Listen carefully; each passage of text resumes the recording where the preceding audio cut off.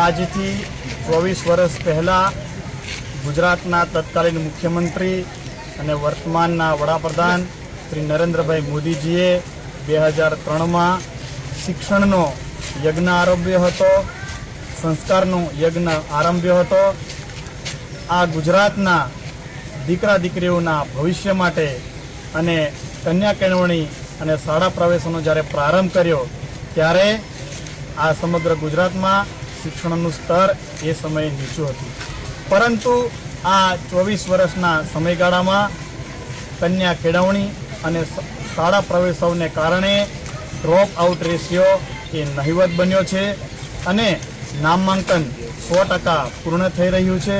આ સમયગાળા દરમિયાન ગુજરાતની અંદર શિક્ષણમાં અભૂતપૂર્વ પરિવર્તન આવ્યું છે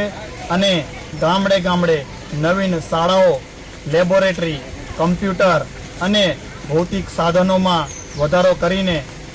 શિક્ષકોની ઘટ છે એને પૂર્ણ કરીને અનેકવિધ પરિવર્તન કરીને સમગ્ર દેશમાં ગુજરાત શિક્ષણના સ્તરે આગળ વધી રહ્યું છે। ત્યારે હજુ પણ માનનીય નરેન્દ્રભાઈ મોદીજી અને અમારા ગુજરાતના સન્માનનીય મુખ્યમંત્રી શ્રી ભૂપેન્દ્રભાઈ પટેલજી અને ઉપમુખ્યમંત્રી શ્રી હર્ષભાઈ સંઘવીજી પણ શિક્ષણમાં જે પણ એ શિક્ષકોની કે ભૌતિક સુવિધાઓની આવશ્યકતાઓ છે એને પૂર્ણતા કરવા માટે કટિબદ્ધ છે।